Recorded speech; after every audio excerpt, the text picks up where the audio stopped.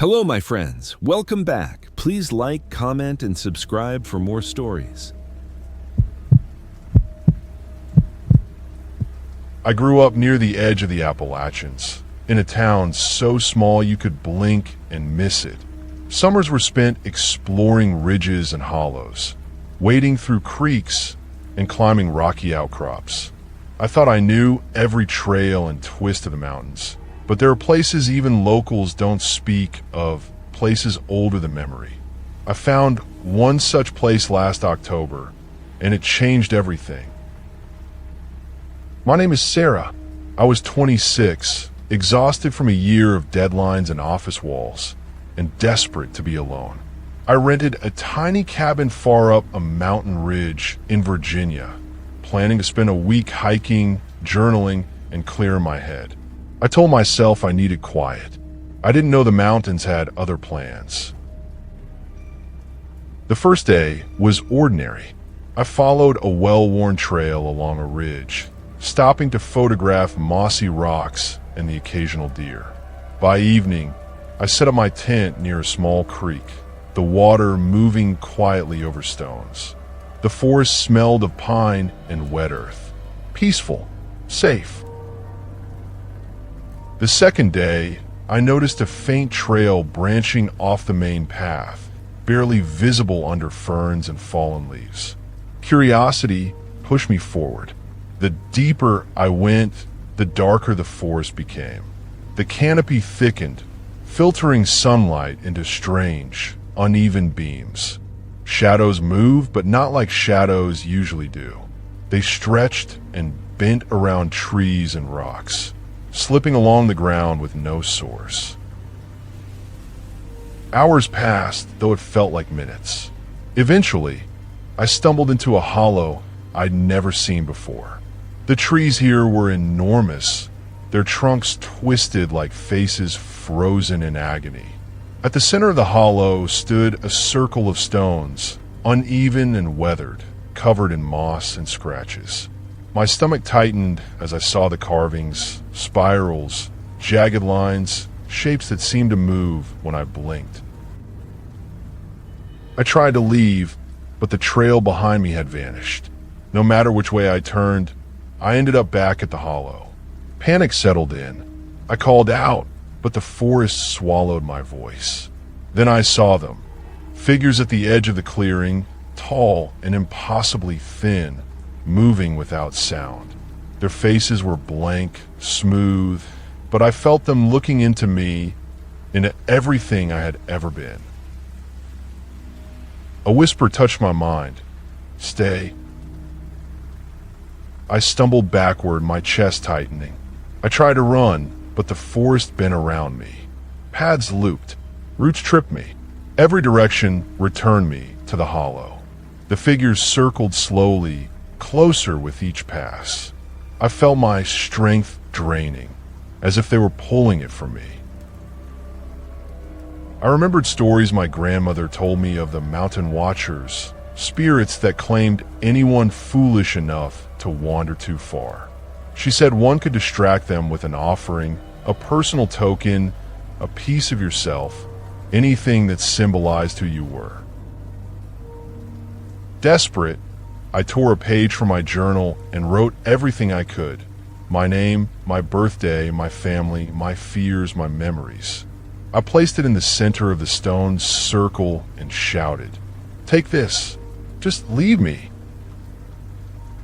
The figures paused. The forest grew still. For a heartbeat, I thought I had escaped. Then I ran. Branches clawed at my face, roots tore at my boots, but I emerged onto the main trail as the sun set. The trees looked normal again. Birds called. The wind moved. I was free. I returned to my cabin, packed it first light, and drove down the mountain. I told myself it had been hallucination, stress, exhaustion. I avoided the forest for weeks. But 2 months later, I began noticing things.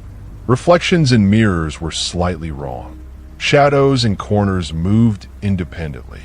I dreamed of the hollow and the figures, the whispers echoing in my mind. Yesterday, I received a package. Inside was a small, smooth stone, black with strange spirals etched into it. I didn't touch it. I couldn't. The whisper returned in my head, clear and insistent. You cannot leave. We are patient. I realized the truth. The hollow didn't just mark me, it followed me. Part of me had stayed behind, tethered to the forest. Every day, every night, I could feel it pressing closer. The mountains were patient, eternal. And tonight, as I write this, I hear a faint sound in the distance, growing louder. Footsteps just outside my window. I know they are coming. Because the Appalachian Mountains never forget. They wait, and they always collect what is theirs.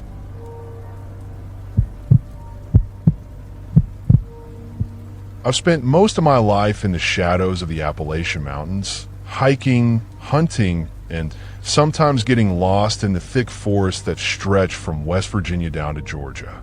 I knew the mountains were old.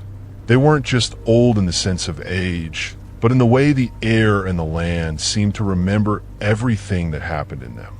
They have a memory, and sometimes, I think, a mind of their own.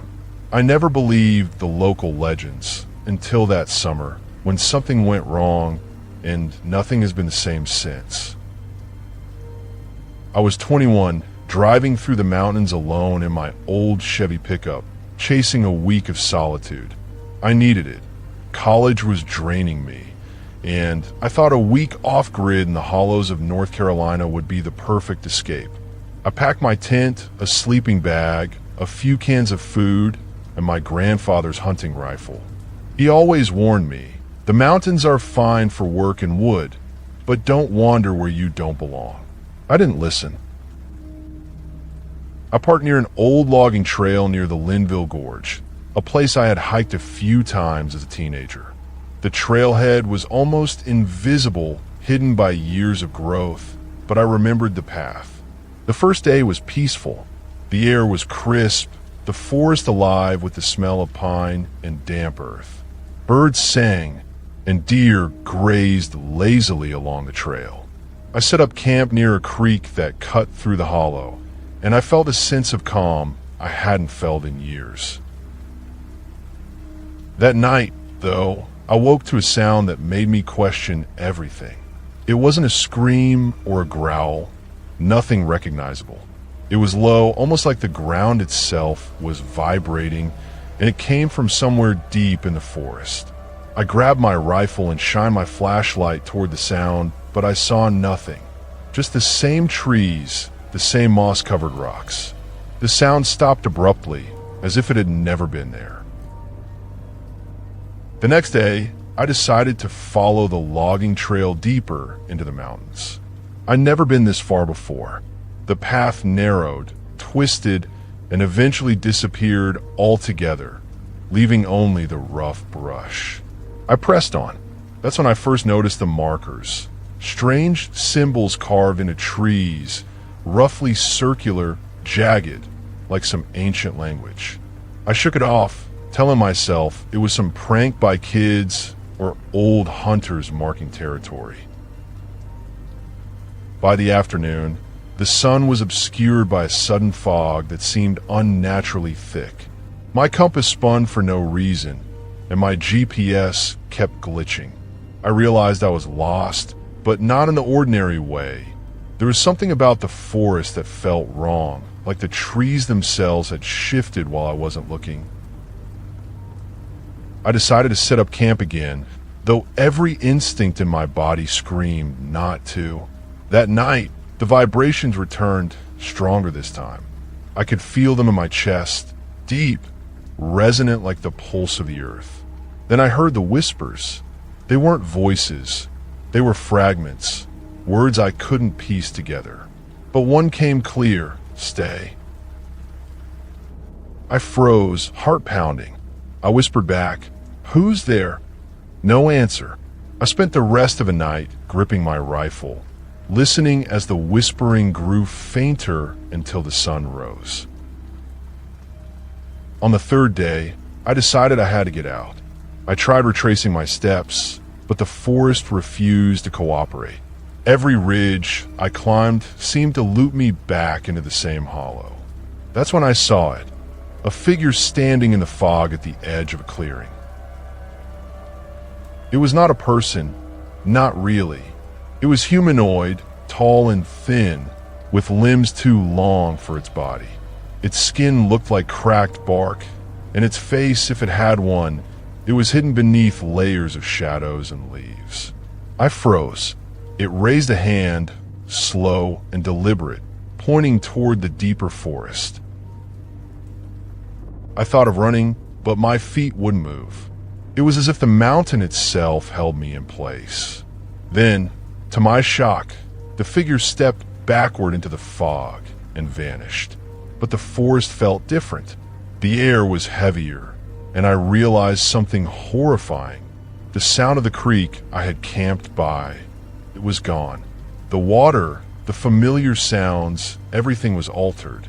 I was no longer in a place I recognized.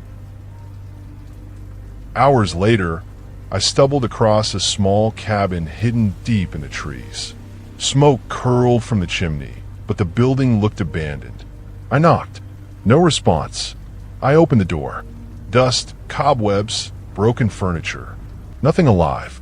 I felt a strange pull, a warmth in the back room. There, on the floor, was a bundle of old clothes and a journal. The journal was leather-bound, brittle with age. I opened it and realized it belonged to a man named Elias, who had lived decades ago in these mountains. His entries spoke of the Watchers, creatures that lived between the trees and time itself. He wrote about people who wandered off the paths, never returning, and how the mountains would fold around the lost ones, keeping them close, feeding on their fear. I felt a chill run down my spine. Reading his words, I realized the truth. The mountain was alive. It had rules, and I had broken them. I spent the next day trying to leave, but every attempt led me back to the cabin. I marked trees, left arrows, tried climbing ridges. Nothing worked. It was like the mountain was reshaping itself, hurting me. I began to accept something terrifying. I wasn't lost. I was chosen. That night, I heard the whispers again. Louder, clearer, not a threat, but an invitation. Join us. I understood then that the figure I had seen wasn't a single being. It was the mountains given form. It had been watching me, learning me, and now it wanted me to stay. I considered fleeing, but something inside me, primal and resigned, knew I couldn't. Then I remembered something from Elias's journal, a method he claimed might free a person, leave a piece of yourself behind, a symbol of your identity, and the mountain may let the rest of you go. Desperate, I tore off my shirt, carved my initials into a tree, and left a photo of my family tucked into the roots of an ancient oak. I walked away as fast as I could, my heart pounding. The forest seemed to resist at first, fog thickening, shadows shifting, but slowly I emerged onto a trail I recognized. The sunlight felt warmer than ever. The familiar creek, the mossy rocks, the bird calls, they were all back. I was free. I didn't stop running until I hit the nearest town. I never went back into the mountains after that. People ask why I don't hike anymore. I just say I lost interest. But sometimes when I drive past the mountains at dusk, I swear I see a figure of the tree-lean, tall, thin, motionless, watching, waiting, and I feel the pull again, subtle, like a thread tugging at my chest. I know it's still there, and I know the mountain remembers me. And I also know it's patient, because the Appalachians have always been patient. And one day, they will call me back.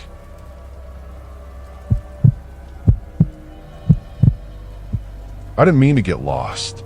I've spent most of my life wandering the Appalachian Mountains, hiking trails, exploring hollows, chasing the quiet. I've been alone in the forest before, and I've always felt a home there. But that summer changed everything. Something went wrong, something I can't explain, and I barely made it out alive. My name is Simon. I was 25, working long hours at a tech job I hated, and I needed to escape. I drove north from Asheville, North Carolina, into a section of the Pisgah National Forest that I'd only hiked once before a decade ago. I wanted solitude. In this place, steep ridges, dense hardwoods, and hollows that barely show on any map promised it. I arrived midday, parked at an old logging trailhead, and started walking. The sun was high, golden through the trees. I followed the path for hours, stopping only to drink from streams or take notes on the wildlife.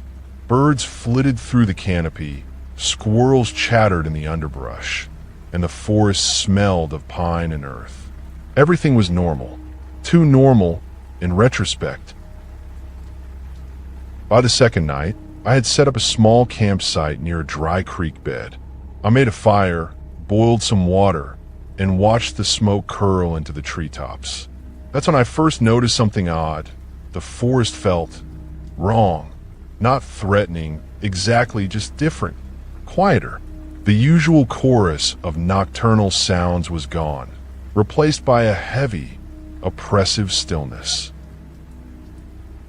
I told myself it was just the wind, or maybe I was imagining things. But then I heard it, a voice. Not a human voice, but something resembling speech, soft and low. It was like a syllable drawn out in the distance. Simon. I froze, scanning the trees. Nothing moved. My heart pounded. I told myself it was my imagination. I had to believe it. The next morning, I woke to find the forest around me had changed. The ridge I had camped on the day before looked entirely different, though I knew that exact spot. The creek curved the wrong way. Trees I remembered were gone, replaced by unfamiliar oaks and maples. I checked my GPS. It flickered and died. My compass spun without reason. I was lost, and I knew it. I tried retracing my steps, but the trail had vanished. Hours turned into a confusing blur. Every ridge I climbed, every hollow I descended, brought me back to the same impossible clearing, a small open patch of earth with stones arranged in a crude circle. The air smelled metallic, like blood, though I saw no sign of injury. As I stared at the circle, I noticed markings etched into the stones, symbols I didn't recognize, jagged, spiraling shapes that seemed to shift when I looked away. I felt an overwhelming nausea, my head spinning, a low hum vibrating in my chest. And then I saw them. Figures, tall and thin, emerging from the tree line. Not human, but not entirely animal. Their limbs bent at unnatural angles. Their faces were featureless, smooth, like bark or clay, with dark hollows where eyes should be. They didn't move like living creatures. They drifted, gliding over the leaves surrounding the circle. I wanted to run, but my legs refused. The ground beneath me felt sticky, as if holding me in place. The largest figure stepped forward, its head tilting as though examining me. Then I heard it, a voice in my head. "You belong here." Panic surged. I screamed, but no sound came out. My rifle lay useless at my side, and even if I could pick it up, I knew it would not help. The figures inched closer. I closed my eyes, thinking of my apartment, my job, my friends. I begged for it to be a dream. Then something moved differently, slightly wrong, a shadow peeling off one of the figures and approaching me independently. It whispered again inside my mind, clearer this time, "Give yourself." I realized what it wanted.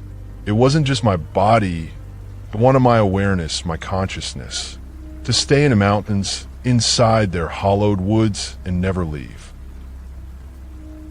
I panicked, thrashing against the earth, and in that moment, I remembered an old story my grandmother had told me about the Appalachian shadow folk, spirits that claimed lost travelers, keeping them between trees and time. They could be distracted, she said, by leaving something of value behind, a token of self. Desperate, I tore a page from my notebook, wrote my name, my birth date, anything that made me me, and placed it in the center of the stone circle. I whispered a prayer I barely believed in. The figures halted, their forms wavering. The forest trembled as if debating. Then, slowly, they retreated, dissolving into the mist. I ran, faster than I ever thought possible, breaking through brambles, leaping over roots. I didn't stop until I reached the logging trail, and even then, I kept going until the sounds of the hollow faded behind me. When I emerged at a small road, the world looked normal again. Cars passed, birds chirped, people laughed in yards. I tried to explain what happened to the ranger station nearby, but they looked at me like I was crazy. The trails out here can be confusing, one said. You probably just lost your bearings. I knew better. I left the mountains that day, vowing never to return. I went back to the city, to my life, to work, to the mundane and safe. But something changed inside me. I can't sleep deeply anymore. Shadows twitch in the corners of my apartment. Sometimes when I glance at the woods outside the city, I swear I see figures in the trees, tall, thin, gliding silently. And then I realized the worst part. I left a piece of myself in those woods. The token I placed in the circle didn't free me entirely. It only distracted them. A fragment of my awareness, my consciousness, remained in the hollow. Sometimes I wake to memories that aren't mine. Dreams of walking endlessly through a forest that changes as I move. Whispers that call me back. I thought I had escaped, but the mountains are patient. One morning, I woke to find my hand scratched, as if climbing roots or brambles, though I had slept in my bed all night. And on my nightstand, beside my alarm clock, was a single, smooth stone etched with a jagged spiral I recognized from that circle in the hollow. The mountains remember me. They are waiting. And I know one day they will call again.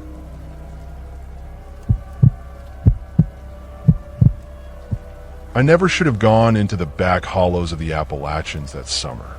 Not because they're dangerous in any ordinary sense, but because they hold things the world isn't meant to see. I learned that the hard way. My name is Mara, and I grew up near Boone, North Carolina. Hiking and exploring the mountains was my escape, my way of thinking clearly when life became unbearable. That July, after a nasty breakup and a pile of debt from school, I wanted nothing but the quiet. I rented a small cabin in the mountains, far from towns and roads, thinking a few days alone would help me reset. The first 2 days were peaceful. I hiked along trails my grandfather had shown me as a child, streams trickling past mossy rocks, birds singing from branches high above. The air smelled of pine, damp earth, and sunlight. I even found a clearing where wildflowers grew like a secret garden. Everything felt right, almost too perfect. On the third day, I decided to take a trail I'd never walked before. It was narrower than most, barely visible, and the undergrowth clawed at my legs as I moved through. By mid-afternoon, the trees grew taller and denser, the light dimming under the canopy. I noticed the air felt heavier, as if it were pressing down on my shoulders. I shrugged it off, attributing the unease to fatigue. I pushed forward until the trail ended abruptly at a steep drop. Below, a foggy hollow stretched for what felt like miles, and at the center, a small pond reflected the dim sunlight in a way that seemed unnatural, like the water was absorbing light rather than reflecting it. As I descended toward the pond, I saw something that made me freeze. Shadows, long, spindly, human-shaped, move along the edge of the trees, but not like normal shadows. They shifted independently of any light source, bending around trunks and rocks, disappearing and reappearing at random. I rubbed my eyes. When I looked again, they were closer. A voice whispered my name, not out loud, not carried by the wind, but in my head. Mup. I stumbled backward, heart hammering, tripping over roots. The shadows recoiled, then advanced, and the voice returned, insistent, calm. Panic made me turn, and I ran. I ran blindly through the thick forest, breaking branches and scraping my hands against bark. Every path I took seemed to loop me back to the pond. The shadows waited at its edge, silent, unmoving, their presence pressing into my chest. By evening, I had collapsed near the water, exhausted. The fog rolled over the pond like smoke, thickening, glowing faintly in the dark. That's when I noticed the pond itself wasn't still. The surface rippled, forming shapes that shouldn't exist. Faces, some screaming, some silent, distorted, pressed against an invisible barrier beneath the water. I wanted to look away, but I couldn't. The water called me, whispered promises of understanding, of escape from everything that weighed on me. The shadows on the shore swayed in rhythm with the ripples, and the voice, no longer a whisper, filled my head. Join us. Be one with the hollow. I screamed, throwing myself backward. My foot hit something solid in the mud, a small wooden box, old and waterlogged. I opened it with trembling hands. Inside were strange carvings, small stones, and animal bones arranged meticulously. At the center lay a mirror. I lifted the mirror and gasped. It wasn't my reflection staring back. It was me, but wrong. My eyes were black, and my mouth moved as if it were breathing beneath the glass. I felt the pull again, stronger this time, tugging at my mind, my body. Desperation gave me an idea. I grabbed the mirror and hurled it into the pond. It hit the water, and the ripples exploded outward. The shadows shrieked in a way I will never forget, an unholy, collective sound, and surged toward the pond. For a moment, I thought it would be the end. Then silence. The fog lifted abruptly. The shadows were gone. The pond was calm, as if it had never been disturbed. I didn't wait to question it. I ran, following what I hoped was the trail back to the cabin. When I finally emerged at dusk, the forest felt normal again, almost too normal. Birds sang, crickets chirped, the air smelled of pine. I didn't sleep that night, and I didn't tell anyone what happened. I packed the cabin early the next morning and drove down the mountain, refusing to look back. Weeks passed. Life returned to a semblance of normal. I avoided the mountains entirely. But one night, I woke to a faint tapping at my bedroom window. I ignored it, but then it came again, and again. A rhythm.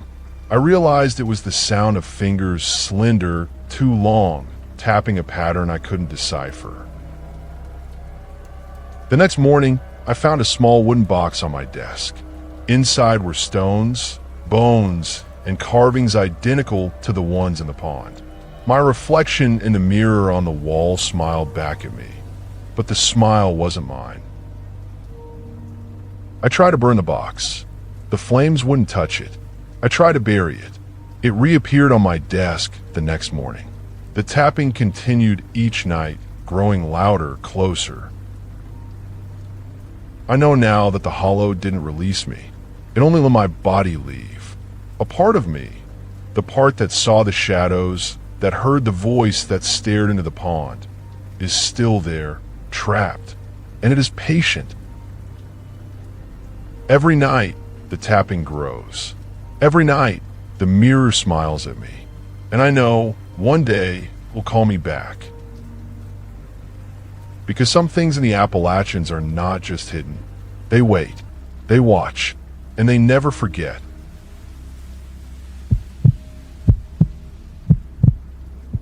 I thought I knew the mountains. I grew up on the edges of the Appalachian foothills in eastern Tennessee, spending summers wandering through the ridges, fishing in streams, and sleeping under the stars. I had friends who had their own back hollows where they'd go to get away from parents, towns, and anything ordinary. I thought all that was just harmless adventure, until that August, when I realized some places in these mountains are alive, and some things should never be disturbed. My name is Alex. I was 24, broke, restless, and desperate for solitude. I drove into a remote section of the Cherokee National Forest, intent on camping alone for a week. I packed light: tent, sleeping bag, backpack, a small axe, a couple of cans of beans, and a flashlight. My phone had no signal, which I thought was perfect. I want to be alone, and I thought I was prepared. The first 2 days were quiet, almost too quiet. I followed a trail that wound along the ridge, spotting deer, squirrels, and a few hawks circling high above. I fished in a creek, collected firewood, and at night made small fires to cook and keep the chill at bay. The forest seemed alive, but benign. I felt at home, as I always had. On the third day, I found an old path overgrown with brush. It didn't appear on my topo map, which only made me curious. I pushed through the ferns and thorny vines, convinced it would lead to some hidden part of the mountains that few had ever seen. The further I went, the darker the forest became. The canopy thickened, blocking most of the sunlight, and the air felt heavier, damp, and electric. By mid-afternoon, I reached a hollow, so still it seemed unnatural. The only sound was my own breathing and the occasional snap of a twig underfoot. The hollow curved in a semicircle, and at its center stood a giant tree, older and wider than any I'd seen. Its bark was gnarled, twisted, almost like a face in the shadows, and the ground around it was bare of leaves or undergrowth, as if life itself had avoided it. I should have turned back. Something about that tree made the hair on my arms rise, but I was drawn to it. I stepped closer, examining the roots that curled like fingers over the earth. That's when I noticed small carvings along the trunk. Symbols, scratches, spirals, circles that seemed almost alive. My stomach tightened. I had seen similar markings years ago in an old, forgotten cabin, but this was older, primal. As I circled the tree, I saw movement in the corner of my eye. Shadows, too tall, too thin, stretching along the edge of the hollow. I froze. The air grew cold, unnaturally cold for August. I heard a whisper, soft, carried not by wind, but by something else. Stay. My heart thudded. I wanted to run, but my feet felt heavy-rooted. I blinked, and the shadows were closer. They didn't move like animals. They drifted, gliding, twisting in ways that made no sense. I could feel them watching, assessing, measuring me. Then the ground beneath me trembled. A low vibration, deep in my chest, like the heartbeat of the mountain itself. I dropped to my knees, the vibration growing stronger, resonating through the hollow. The whispers multiplied, hundreds of voices now, all saying the same word, stay. I tried to scramble backward, but I stumbled over a root and fell. When I looked up, I saw them fully, the shapes of people, twisted, elongated, emerging from the mist that had risen around the tree. They were clothed in tattered rags that seemed to move like living shadows. Their faces, they were blank, smooth skin, like marble, but their eyes burned with pale fire. I scrambled to my feet, ran, but every direction led back to the tree. I was trapped. Panic overtook me. I yelled, screamed, shouted their names, but the hollow swallowed the sound. Then I noticed something even worse. Around the tree, the earth was dotted with small, shallow graves. Bones protruded from the soil, bleached white, some human, some I couldn't identify.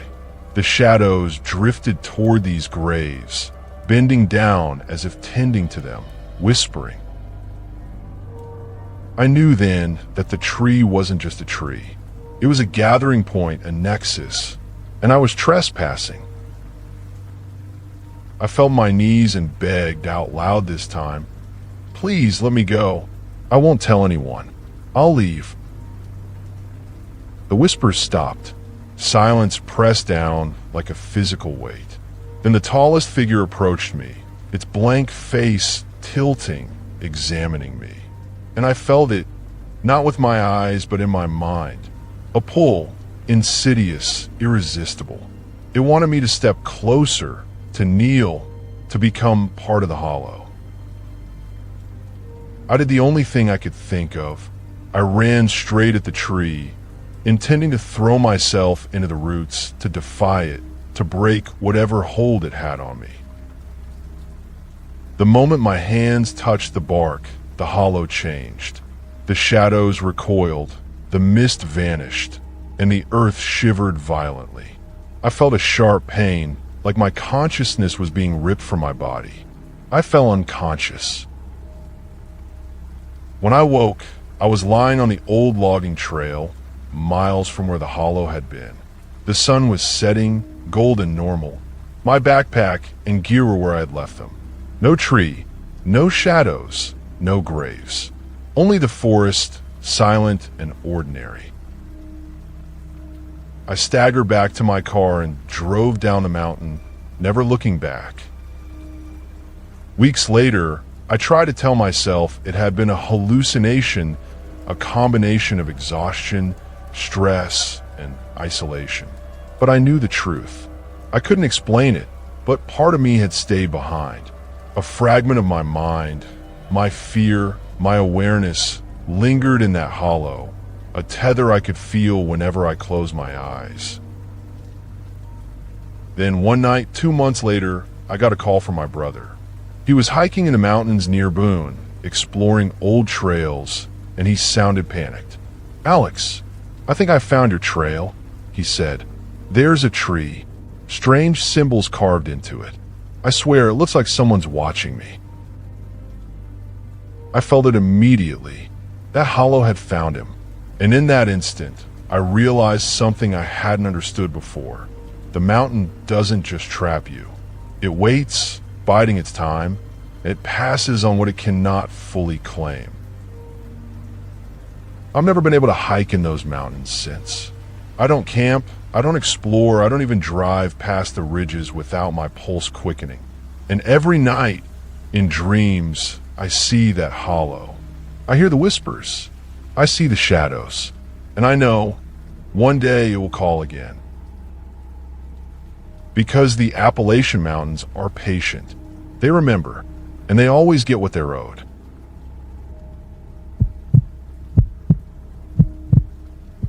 I thought I knew the mountains. Growing up in southern West Virginia, the Appalachians were as familiar to me as the back of my hand. I spent countless weekends exploring ridges, climbing rock outcrops, and sleeping beneath the stars. I knew the trails, the streams, and the hollows, but there are places even locals don't speak of, places I should never have gone.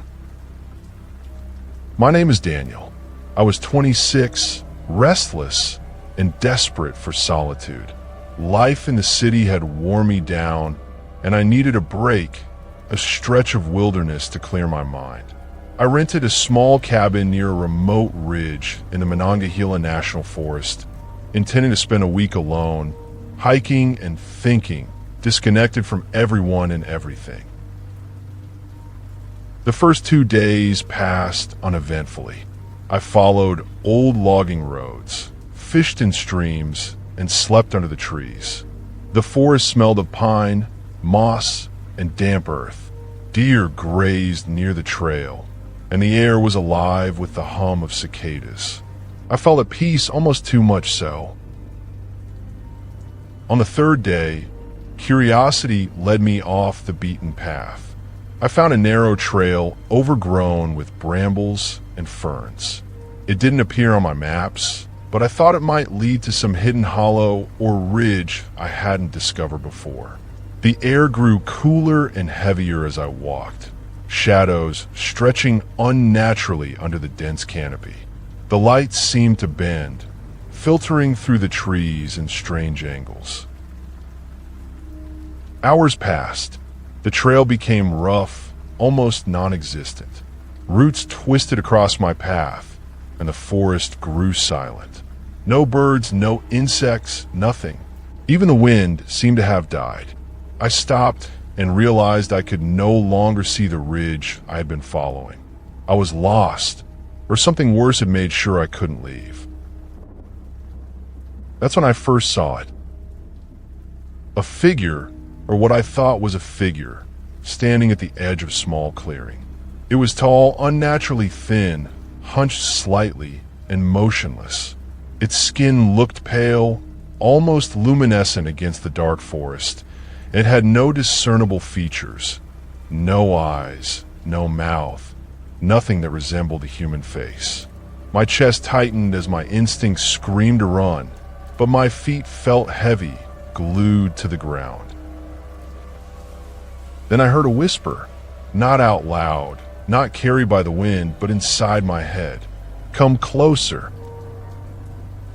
I spun around, trying to escape, but the trail behind me had vanished, replaced by dense brush and twisted roots. The figure began moving toward me, not walking but gliding, its long limbs bent at impossible angles, each step silent, each movement deliberate. Panic overtook me. I ran blindly, branches lashing at my face, roots clawing at my boots. Every direction seemed to lead back to the clearing. My heart raced. I realized this forest didn't want me to leave. The figure stopped at the center of the clearing. I crouched behind a fallen log, trying to catch my breath. I noticed something I hadn't before. Symbols etched into the ground around the figure. Triangles, spirals, circles, all carved into the dirt and covered in moss. My stomach turned. These were not recent markings. They were ancient, deliberate, and somehow alive. I watched in horror as the ground trembled slightly, the symbols glowing faintly, a sickly green light that illuminated the figure. The whispering returned, multiplied now. Hundreds of voices, all saying the same word, "Stay." I stumbled backward, tripping over roots, and landed hard against the base of a tree. The figure raised a limb, pointing at me, and I felt it deep inside my chest, a pull as if gravity itself had reversed, anchoring me to the forest. I screamed, and the figure advanced, gliding, its presence crushing the air around me. In desperation, I remembered a story my grandfather once told me about the forest keepers, spirits said to claim anyone who wandered too far from the paths. He said they could be distracted by leaving a token of oneself behind. Anything that symbolized your essence. Anything that reminded the forest you were not theirs.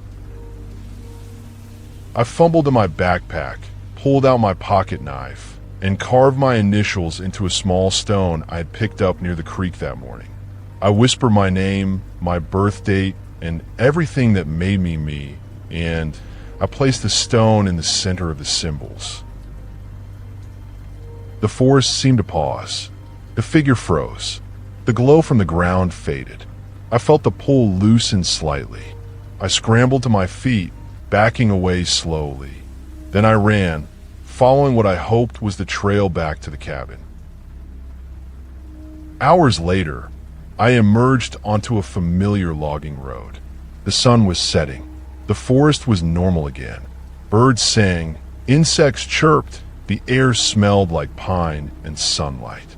I collapsed near my cabin, exhausted, and convinced myself I had escaped. I didn't leave immediately. I wanted to make sure the forest hadn't followed me. That night, I slept lightly, windows open, listening to the ordinary sounds of crickets and frogs. But I dreamed. In my dream, I was back in Hollow. The symbols glowed. The figure's blank face loomed over me, its presence pressed into my chest, but when I screamed, no sound came. I woke sweating, heart pounding. The stone was gone from my backpack. I searched the cabin, the surrounding area, but it was nowhere to be found. Weeks passed. I returned to my apartment in the city, trying to forget the hollow, the figure, the pull. But sometimes, late at night, I'd feel it. A weight in my chest, a tug at the edge of my awareness, as if the hollow was reaching for me again. And then, one morning, I opened my front door and found it. A small, smooth stone on my welcome mat, carved with spirals identical to those in the hollow. I picked it up, and I felt it cold, pulsing alive. I know now I cannot escape it. The hollow didn't claim my body, but claimed a part of me. My essence is tethered to the forest, and I am being called back. Some places in the Appalachian Mountains are not just wilderness. They are alive. They remember. They wait. And they are patient.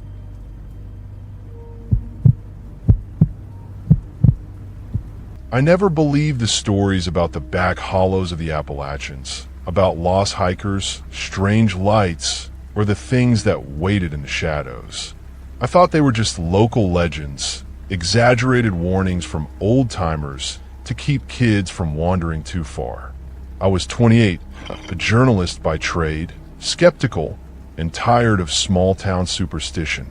I wanted proof, a story no one else had dared to write. I drove into the mountains of eastern Tennessee in late September with nothing but a backpack, my camera, and my notebook. I planned to hike deep into the forest, staying off the beaten paths, mapping old logging trails that hadn't been used in decades. My goal was simple: spend a week alone and see if the stories were real. The first day was uneventful. I followed a trail along a ridge, stopping to photograph old rock formations and the changing colors of the leaves. Birds called overhead, and the sun slanted through the trees, painting the forest floor in gold and green. I camped near a creek, pitched my tent, and slept under a sky so clear the stars seemed unreal.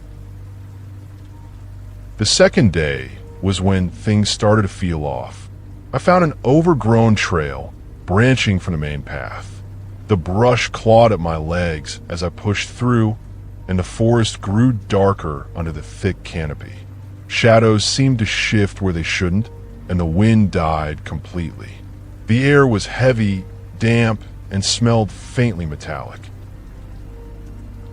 By late afternoon, I stumbled into a small clearing, and that's when I saw it, a hut, or what had once been a hut. The walls were made of rotting wood. The roof caved in, moss covering every surface. Smoke curled from a chimney, but no fire was visible. The whole structure looked wrong, time-worn and alive in some way. I approached cautiously, camera in hand. The door creaked as I pushed it open. Inside, it was empty except for a rough wooden table and a pile of old, yellowed papers. Symbols were scrawled across them. Triangles, spirals, circles, intersecting lines that made no sense. I took pictures. I flipped through the papers, my stomach tightening. The drawings were dated decades ago, and notes in the margins described rituals to call the hollow and feed the watchers. I laughed nervously and muttered to myself, "Local crazy, probably," but the unease had settled in my chest, a weight I couldn't shake. I camped nearby that night, keeping my fire small. As darkness fell, I heard it, a sound like breathing, slow, deliberate, coming from the trees. I froze. The wind was still. The creek nearby had gone silent. Then I heard a voice, faint, almost a whisper, "Daniel." I jumped. My name. It came from the trees, yet no one was there. The next morning, I tried to leave, but the trail had changed.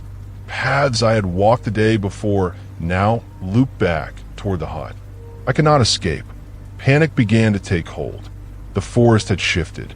The shadows in the corners of my vision lengthened, stretching unnaturally.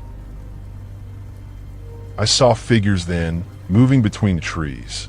Tall, thin, hunched, faces featureless, pale, glowing faintly in the morning light. They didn't speak, but I felt their awareness, a pressure at the edge of my mind. I wanted to run, but every step brought me closer to the hut. I spent hours wandering, trying to keep my bearings. Nothing worked. Every ridge, every hollow returned me to that same clearing. Exhaustion and fear clawed at me. My camera and notebook were useless. The forest was no longer a place I could understand. It had become a trap. That night, the figures came closer. I saw them clearly now. Limbs bent at impossible angles, skin like old parchment, eyes, if they had them, deep, dark hollows that seemed to pull at me. They didn't move like humans. They glided, bending around trees, phasing through roots and stone. And then the voice returned, louder, inside my head. "Stay. Stay forever." I tried to run. I ran blindly through the brush, over roots, and down steep ravines. But the forest would not let me go. Every direction led back to the hut. And then I saw them, dozens of figures surrounding the clearing, circling the hut, waiting. I realized something terrifying. The hut had never been abandoned. It had been waiting for me. Desperation made me act. I remembered stories of offerings, leaving a part of yourself to distract the hollow. I dug in my backpack, pulled out my notebook, tore pages with my name, my life details, and even a photograph of my family. I placed them in a small circle in front of the hut and whispered, "Take this. Take it all, just leave me." The figures paused. A cold wind swept the clearing. The papers lifted slightly, circling like leaves caught in a whirlwind. For a moment, I thought I was free. Then I heard it, not a whisper, not a voice, but a thought, clear and deliberate. "You gave us part of yourself. We will return for the rest." I ran, faster than I ever had, scrambling through the darkened forest. When I finally emerged onto a logging road at dawn, the figures were gone. The forest looked ordinary again. The sun hit the trees in familiar patterns. Birds sang. My heart slowed. I thought I had escaped. Weeks later, I realized the truth. That hollow hadn't let me go. It had taken a fragment of me, the part it couldn't reach in the forest. Every night since, I dream of that clearing, the hut, the figures. And sometimes, when I close my eyes, I hear them whisper my name. Last week, I found a small package on my doorstep. Inside was a single, rotting piece of paper from my notebook, with a symbol I had never seen before. Beneath it was written in a hand I did not recognize. Soon. I now avoid the mountains entirely.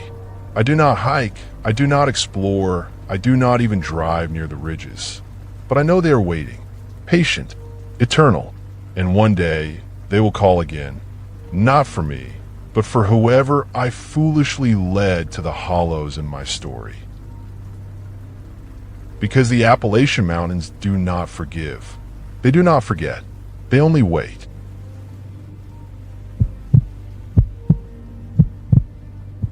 I've always felt a strange pull to the Appalachian Mountains. Growing up in southwestern Virginia, the ridges and hollows were a place I could disappear into, a place where the world felt quiet and predictable. But the mountains have their own rules, ones I never understood, until last September when something went horribly wrong. My name is Claire. I was 27, burned out from my job, and desperate to escape.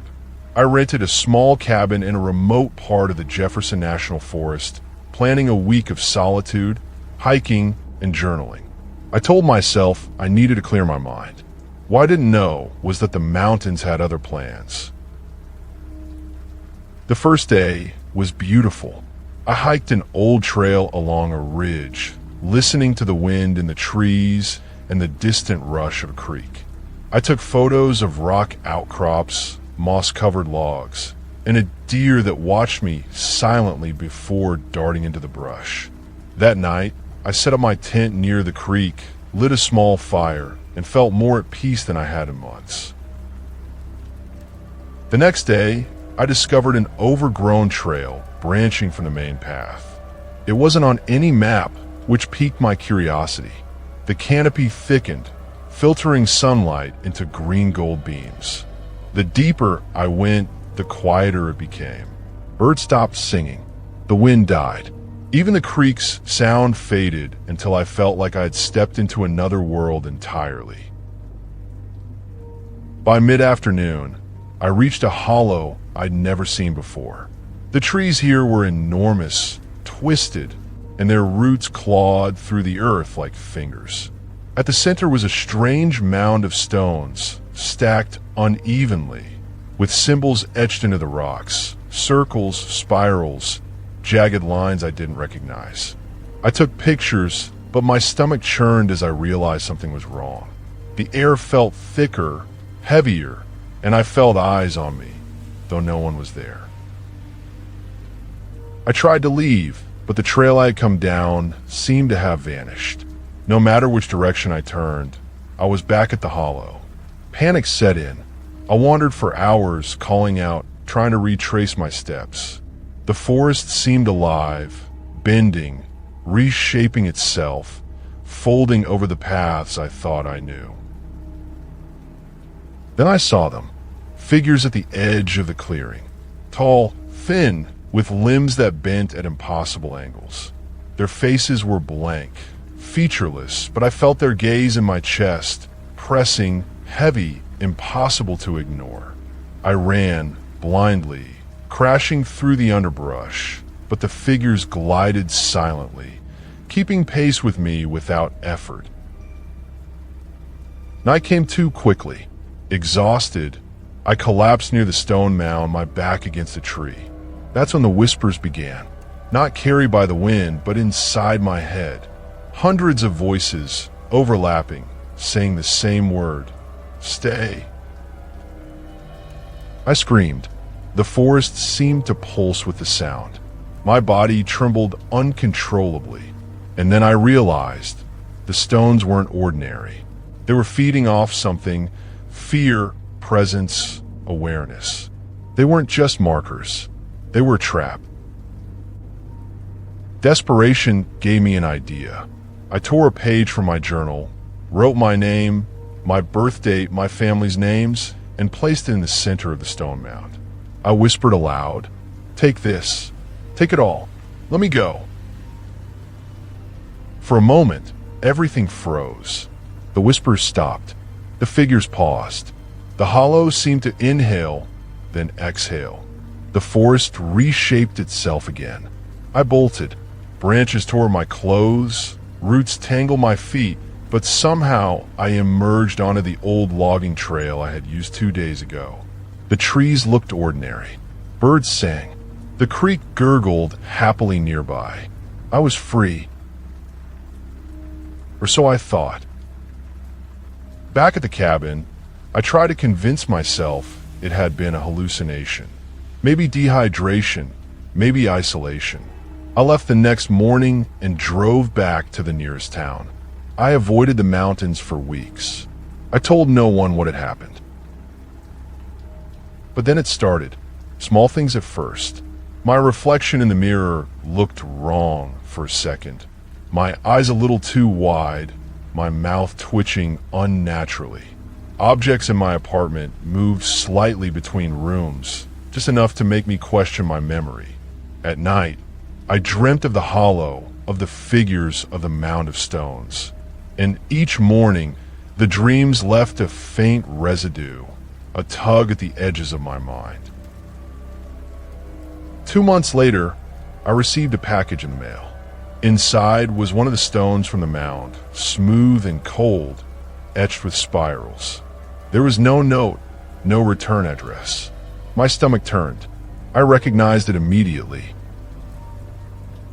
That night, I dreamed of the hollow again.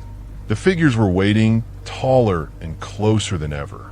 The stones on the ground glowed, and I heard, clear as day, a voice in my own mind. You left too much behind. We will finish what we started. I woke in a cold sweat, gasping, clutching the stone. I realized then that I had escaped physically, but part of me had remained behind. A fragment of my awareness, my consciousness, had been claimed. The hollow was patient. It had marked me, and now it was finding a way to reach me wherever I went. I have not returned to the mountains. I do not hike, I do not camp, I do not even drive near the ridges. And yet, every night, I feel a weight in my chest, a pull toward the hollows I can never see. I know they are waiting, and one day they will call me back. Because the Appalachian Mountains do not forget. They do not forget. They do not forgive. They only wait, and they are patient.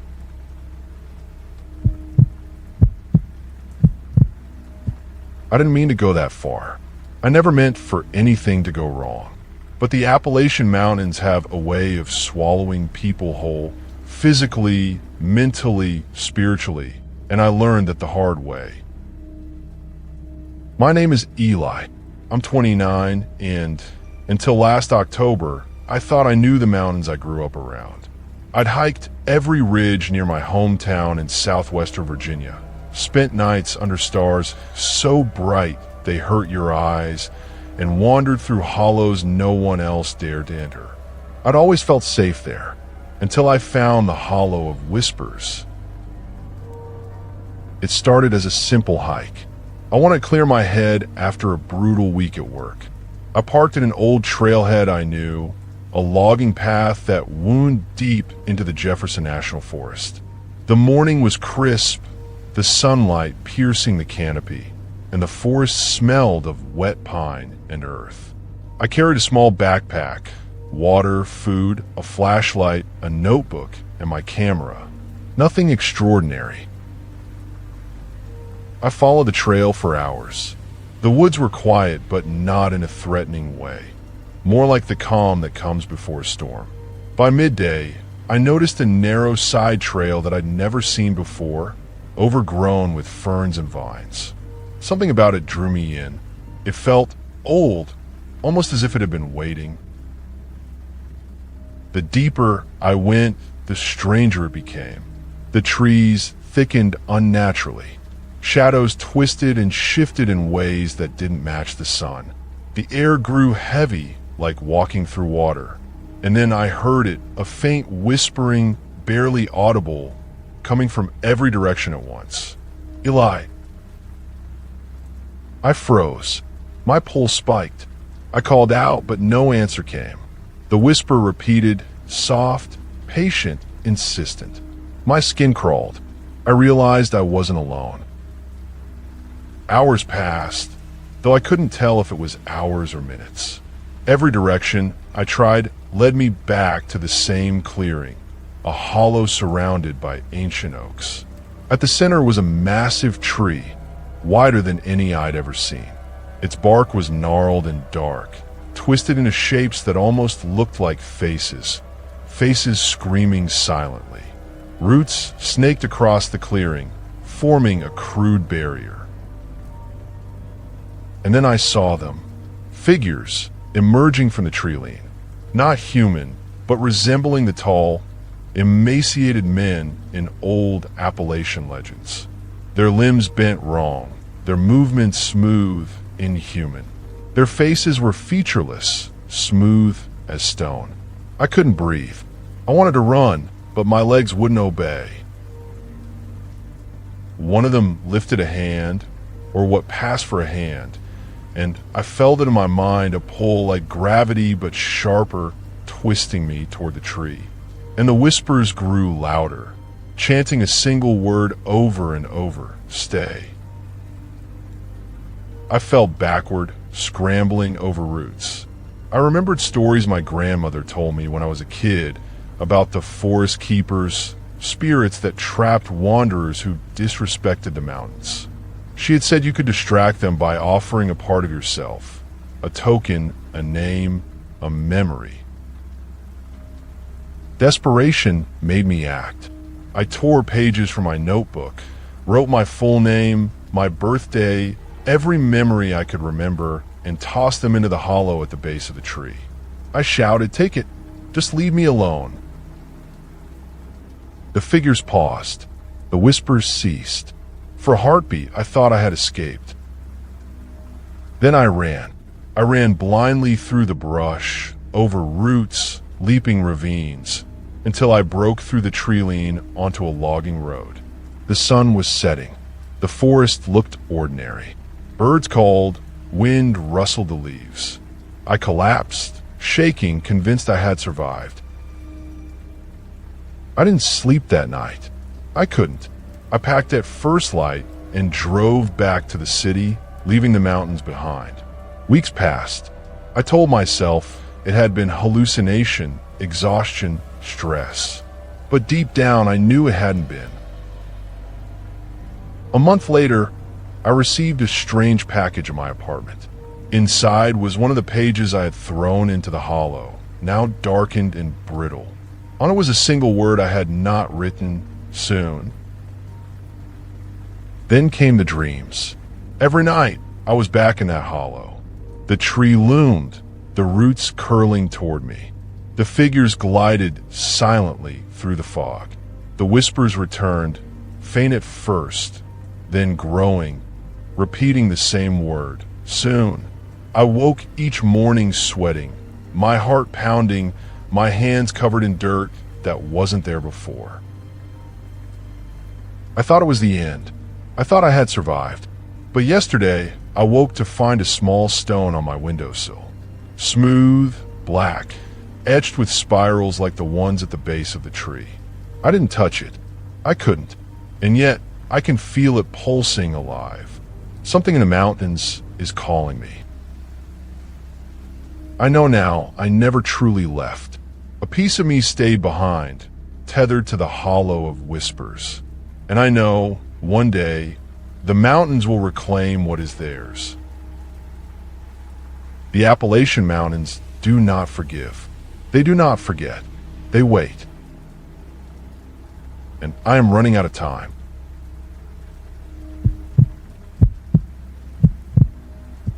I never believed in the things people whispered about in the hollers of the Appalachians. At least, not until I lived it. People around West Virginia, Tennessee, North Carolina, and Kentucky talk about strange lights, eerie sounds, disappearing hunters, and shadows that move on their own. I always assumed those were just stories told around campfires to keep kids afraid of the dark. When I first set foot in the mountains that summer, I thought I'd prove that point. I was wrong in ways I still can't explain, and I still can't fully believe what happened. My name is Caleb, and I'm from Charleston, West Virginia.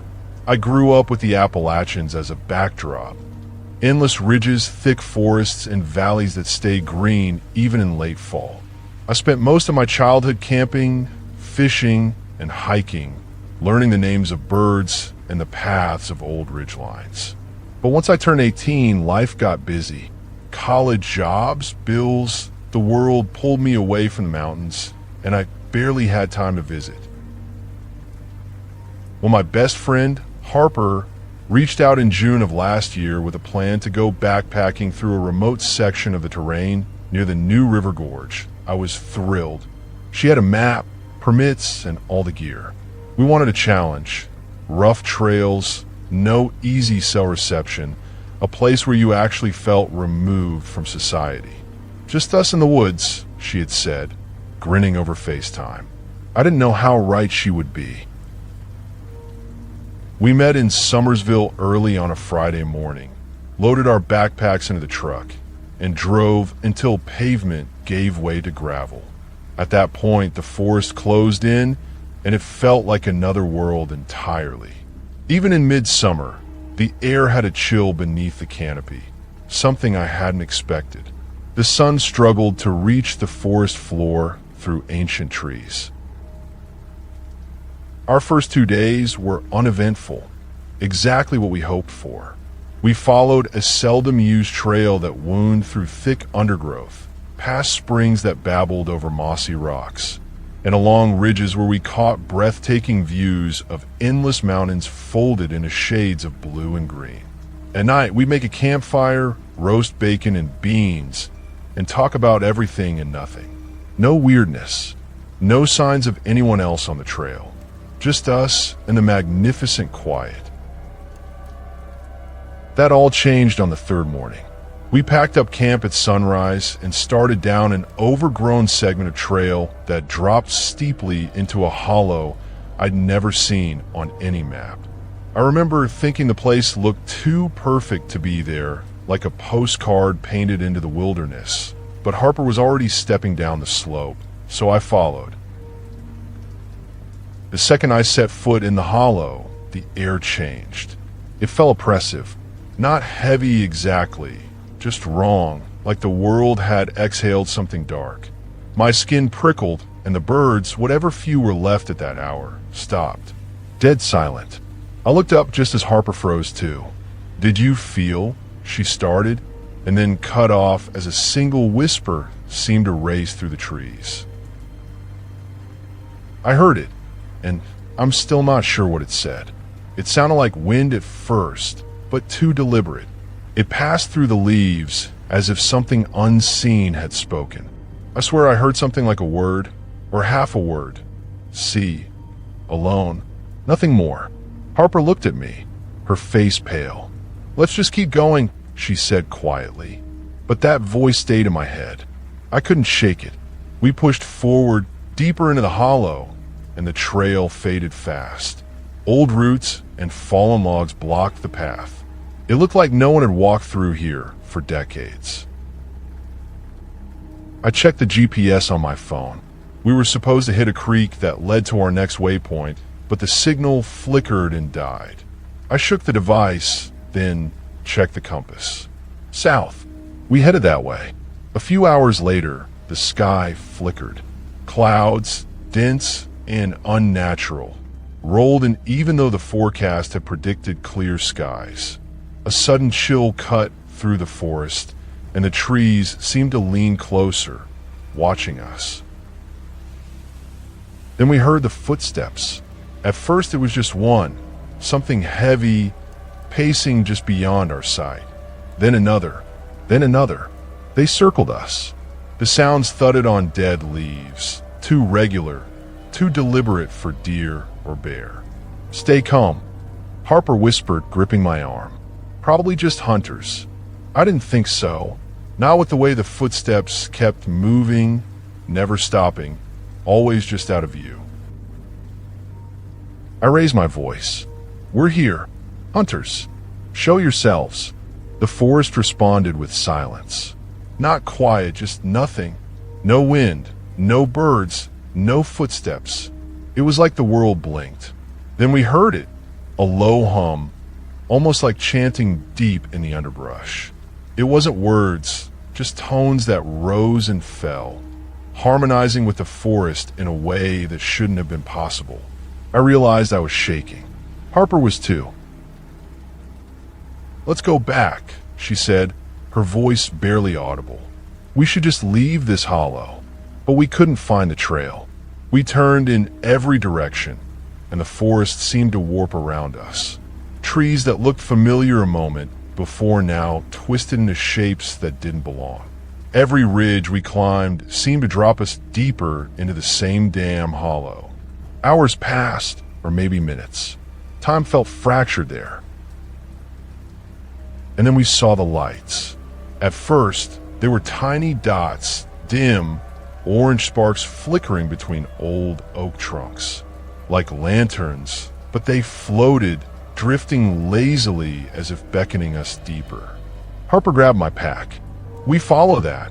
she asked with a mix of hope and terror. "I don't know," I whispered back, but something pulled me toward them, a force I couldn't explain. We walked toward the lights, and as we got closer, the humming returned.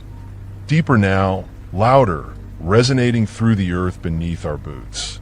The lights drew us into a clearing we never knew existed, a wide meadow blanketed in a strange fog that glowed under the late afternoon sun. There were shapes in the fog, tall, distorted silhouettes that didn't quite look human. Some hunched, some stretched tall as pines, all still. They formed a circle around a massive stone, ancient and carved, its surface etched with spirals and symbols that defied comprehension. I felt like my mind went numb. Harper reached for me, tugging harder this time. "Let's just go," she hissed. I tried to move. God, I tried, but my feet were rooted. It felt like gravity itself had a hold on us, pinning us to the mossy earth. Then the lights converged at the center of the circle, weaving into a figure. Neither male nor female, tall and luminous, almost transparent, glowing a sickly amber. The hum peaked, vibrating in my skull. I heard that whisper again. "Caleb." The thing at the center lifted a hand, long and slender, and pointed at us. That's when the ground began to tremble. We ripped ourselves free and ran. I don't know how we escaped the clearing, how we passed through trees that blinked in and out of sight, but we did. I could hear something following, but every time I turned, there was nothing there. Eventually, we burst onto a marked trail, one we recognized. The air felt normal again, sunlight cutting through the brush like nothing had happened. But we didn't stop running until we hit a ranger station 2 miles down the trail. The ranger was a middle-aged man with kind eyes. When we told him what happened, he smiled apologetically. "That hollow," he said. "Nobody goes near there anymore. Some call it dead place." "What do you mean?" Harper asked, trembling. He shrugged. "Old-timers talk about folks getting lost, hearing voices, seeing lights that ain't stars. They say the trees don't want you leaving once you're in. Folks disappear out there every few years." I looked at him, confused and angry. "Disappear?" "We got out." He nodded slowly. "Some do. Most don't." I wanted to laugh. I wanted to tell him he was crazy. But deep down, I knew he wasn't. We got food and water and waited as a search party checked the area. Not for us, we told them, but for the hollow we'd been in. They found nothing. No clearing. No stone. No strange carvings. Even the overgrown path we swore we followed was gone, replaced by unbroken forest. The search team scratched their heads. One pulled up an old topo map and said, "There was never a trail here. Doesn't look like there ever was." I stared at that map for a long time. I wanted it to be wrong. I needed it to be wrong, but it wasn't. I went back home with Harper that night. We didn't speak about what happened until days later when the nightmares began. I started waking up around 3 a.m. every night, drenched in sweat, hearing that hum pulsing in my skull. Sometimes I would swear I saw orange lights flicker beneath my bedroom door, as if they were calling me back. Harper said she had the same dreams, same hum, same whisper. Caleb. Harper. We tried to convince ourselves it was PTSD, stress, our minds tricking us after an intense hike. But neither of us could shake the feeling that we were being watched. Then one night, about 2 weeks after we got back, the power went out. My whole neighborhood went dark at exactly 2:59 a.m. I groaned and reached for my phone, but the battery died. In the silence that followed, a light appeared outside my window. It wasn't like headlights.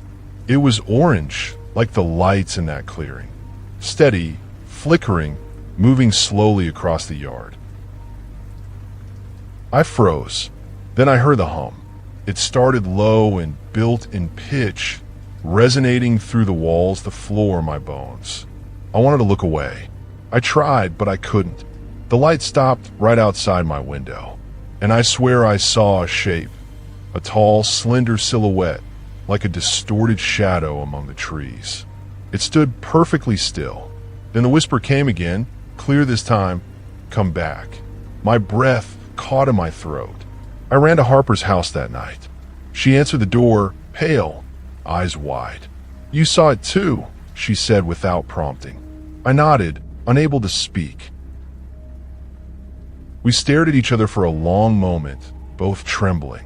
"We have to go back," Harper said finally. I shook my head. "No, never." She looked hurt, then remorseful. "I can't sleep anymore," she said. "It's calling me." I wanted to tell her no, that going back would mean something unspeakable, but a part of me agreed. A part of me felt like I was already there, like something had followed me home the day we escaped. We researched that hollow, talked to old forest rangers and neighbors who'd lived in the area for decades. Some whispered about ancient spirits rooted deep in the mountains. Others mentioned a lost valley that hunters used to talk about, a place that shouldn't exist on any map. One man, gray-bearded and hunched, leaned forward when we asked him about it. "You don't just go into a place like that," he said, "and you damn sure don't come back the same. The mountains, they take what they want." I felt my skin crawl. "What do you mean?" I asked. He looked at me with eyes that seemed older than the peaks themselves. "Some places are threshold," he said softly, "between ours and theirs. They bleed into each other. Folks who step through rarely make it back. And when they do, they're never truly home again." I didn't sleep that night. For a week, I avoided windows at night, convinced something was out there watching. My dreams were constant whispers and humming, and sometimes I could swear I felt cold hands on my shoulders as I slept, pulling me back to that hollow. Harper vanished 2 nights later. I came home from work around 7 p.m. Her front door was open, lights off, and her car gone. I called her phone. No answer, just static and then that hum. I felt it before I heard it, deep in the air like distant thunder. It grew louder as if something was close. Then her phone rang in my pocket. I looked down and the caller ID said, "Unknown." I answered. Her voice came through, weak, distant, trembling, "Caleb, come back." Then silence. I ran to my truck and hit the road. I didn't care where I was going, just away from that voice, that hollow, that place. For 2 days I drove, away from the mountains, away from the forest. But the humming never left. It stayed in my head like a second heartbeat. And now, I can hear it again, not far away, close. I'm writing this because I don't know what else to do. If you're reading this, take it as a warning. Do not go into the hollows of the Appalachian woods where no trail should be. Do not follow lights that shouldn't move. Do not listen to whispers that call your name. Some places are not meant for the living. And once you hear the hum, it never stops. I have to go now. I can hear something at the door. It's whispering my name. Your support helps the channel grow. Thanks for watching.